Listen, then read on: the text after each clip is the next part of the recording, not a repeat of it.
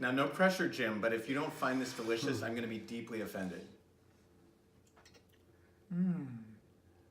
It's really good.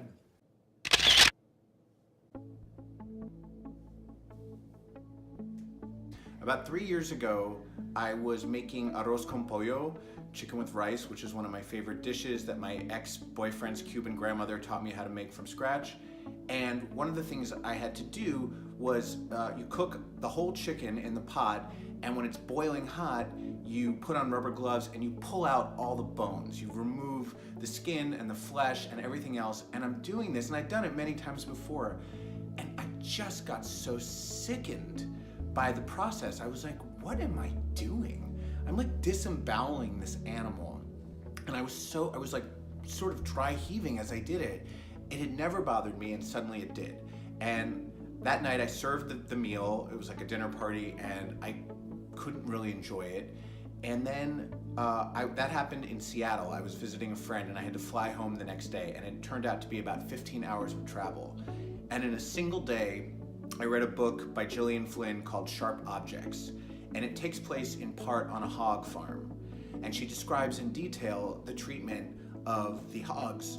And I thought, okay, this is a novel, but she's not making this up. Like, this really happens, and I can't justify eating pork. Not that I was ever a big pork eater, but I liked bacon, I liked, ham. So I thought, okay, let me try being meatless, just meatless for a week, and seeing if I can do it.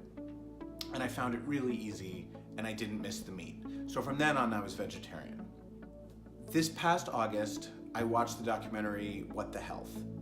And as it did for so many people that I know, it just sort of was the final push over the cliff from vegetarianism into veganism, because for the first time, not only did I hear the ethical arguments, but I heard the health arguments loud and clear. And I thought, I'm putting poison into my body by eating eggs, by eating dairy, by eating all of these animal products that we have been told since birth were really healthy and essential for us by this food industry that has no interest in health, that's really just there to make money.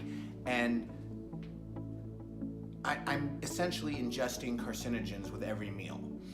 And there are alternatives, and I know there are, because I have these vegan friends who are very happy and eat delicious food all the time. So why am I doing this to myself, as well as to animals and to the environment?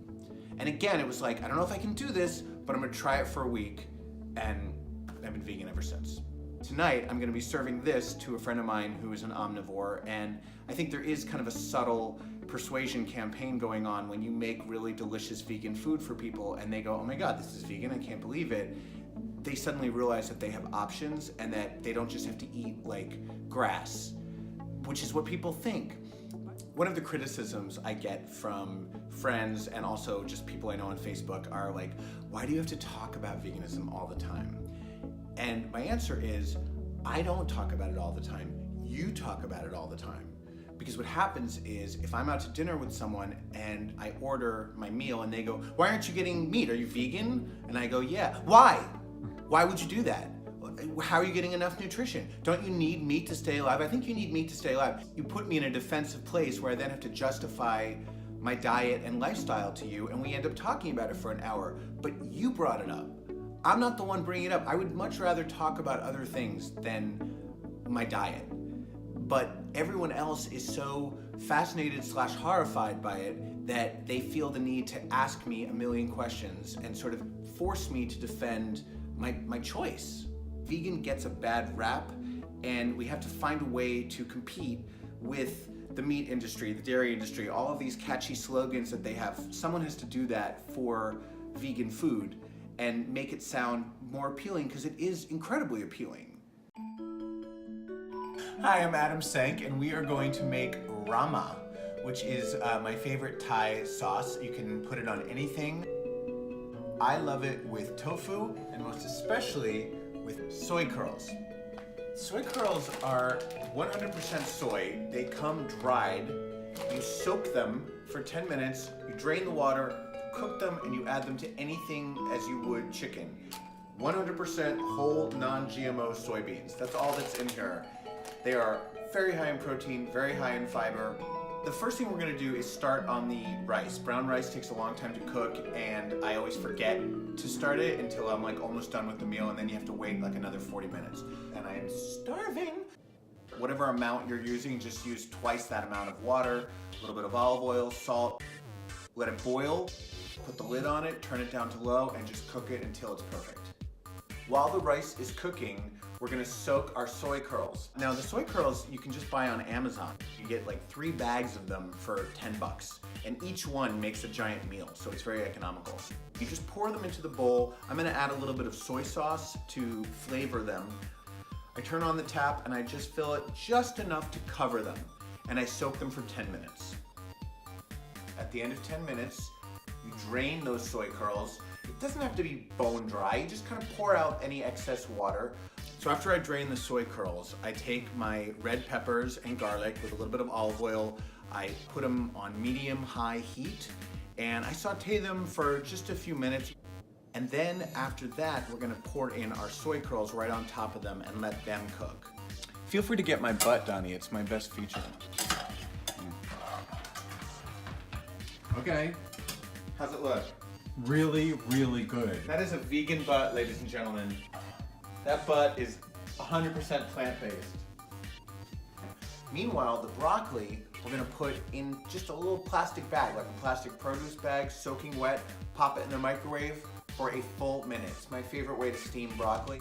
It won't be completely cooked, but it'll be partially steamed, and then we can add it to the rest of the vegetables. Now you see how some of this is getting real brown on the sides, just like when you saute chicken, you see that? That is deliciousness. While that's sauteing, I start my sauce. I start with vegetable broth, I add the peanut butter, I stir the vegetable broth with the peanut butter over the medium heat, and once they're combined, I add a half cup of the light coconut milk. If you're like me, you want everything to be super heavy and super creamy, but trust me, this sauce is going to get very thick, so don't use heavy or regular coconut milk, use light coconut milk. After that, I add curry paste, ginger, lime juice, brown sugar, soy sauce, and I just keep stirring it and stirring it. It's going to get thicker, and I like when things get thicker, Donnie. Ooh, this cooking show is for family audiences. Not anymore. Ta-da! That to me is perfect brown rice, if I may say so myself.